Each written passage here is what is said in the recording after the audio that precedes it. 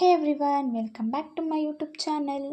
ನಿಮ್ಮ ಕೂದಲು ಏನಾದರೂ ತುಂಬ ಉದ್ರಿ ತೆಳ್ಳಗಾಗಿದ್ದರೆ, ಕೂದಲು ಬೆಳೀತಾನೆ ಇಲ್ಲ, ಅತಿ ವೇಗವಾಗಿ ಬೆಳೀತಾ ಇಲ್ಲ ಅಂದರೆ, ಮತ್ತು ಚಿಕ್ಕ ವಯಸ್ಸಲ್ಲೇ ಬಿಳಿ ಕೂದಲು ಬರ್ತಾ ಇದ್ದರೆ, ಡ್ರ್ಯಾಂಡ್ರಫ್ ಆಗಿರೋದು, ಮತ್ತು ಒರಟಾಗಿ ಸಿಲ್ಕಿಯಾಗಿ ಸ್ಮೂತಾಗಿ ಇಲ್ಲದೇ ಇರೋದು, ಈ ಎಲ್ಲ ಸಮಸ್ಯೆಗೂ ಮ್ಯಾಜಿಕ್ ಆಗಿ ವರ್ಕ್ ಆಗುವಂತಹ ಒಂದು ಏರ್ ಜೆಲ್ನ ನಿಮ್ಮ ಜೊತೆ ಶೇರ್ ಮಾಡ್ತಾ ಇದ್ದೀನಿ.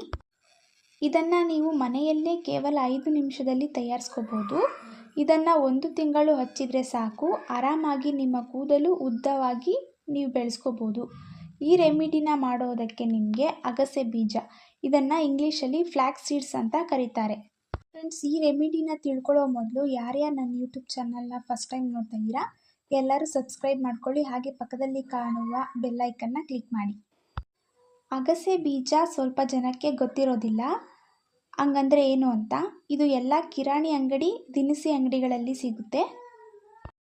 ನಾನಿಲ್ಲಿ ಒಂದು ಪಾತ್ರೆಯಲ್ಲಿ 1 ಕಪ್ ಆಗುವಷ್ಟು ನೀರನ್ನು ಹಾಕ್ಕೋತಾ ಇದ್ದೀನಿ. ನಂತರ 2 ಟೇಬಲ್ ಸ್ಪೂನ್ ಅಗಸೆ ಬೀಜ ಹಾಕ್ಕೊಂಡು ಚೆನ್ನಾಗಿ ತಿರುಗಿಸಿ ಇದನ್ನು ಒಲೆ ಮೇಲಿಟ್ಟು 5 ನಿಮಿಷಗಳ ಕಾಲ ಕುದಿಸ್ತಾ ಇದ್ದೀನಿ. ನಂತರ ಲೋಳೆ ಥರ ಅಂದರೆ ನೀರು ಜೆಲ್ ಥರ ಬರುತ್ತೆ.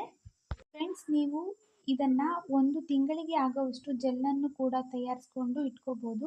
ಏನು ಹಾಳಾಗಲ್ಲ, ಚೆನ್ನಾಗಿರುತ್ತೆ. ಸೊ ಈ ರೀತಿ 5 ನಿಮಿಷಗಳ ಕಾಲ ಚೆನ್ನಾಗಿ ಕುದಿಸಿ ಸಾಕು. ನಂತರ ಒಂದು ಬೌಲನ್ನು ತೆಗೆದುಕೊಂಡು ಜೆಲ್ನನ್ನು ಸಪ್ರೇಟ್ ಮಾಡೋದಕ್ಕೆ ಒಂದು ಕಾಟನ್ ಬಟ್ಟೆಯನ್ನು ತೆಗೆದುಕೊಂಡು ಅದರಲ್ಲಿ ಅಗಸೆ ಬೀಜದ ಜೆಲ್ನನ್ನು ಸೇರಿಸಿ, ಇದು ಸ್ವಲ್ಪ ಲೋಳೆ ಥರ ಇರೋದ್ರಿಂದ ಬಟ್ಟೆಯಲ್ಲಿ ಹಾಕಿ ಹಿಂಡೋದ್ರಿಂದ ಜೆಲ್ ನೀಟಾಗಿ ಬರುತ್ತೆ.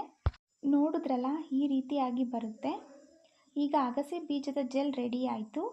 ಇದಕ್ಕೆ ಪ್ಯೂರ್ ತೆಂಗಿನ ಎಣ್ಣೆ ಅಥವಾ ಹರಳೆಣ್ಣೆಯನ್ನು ಹಾಕಿ, ನಾನಿಲ್ಲಿ 1 ಚಮಚ ತೆಂಗಿನ ಎಣ್ಣೆಯನ್ನು ಹಾಕಿ ಚೆನ್ನಾಗಿ ಮಿಕ್ಸ್ ಮಾಡ್ಕೊತಾ ಇದ್ದೀನಿ.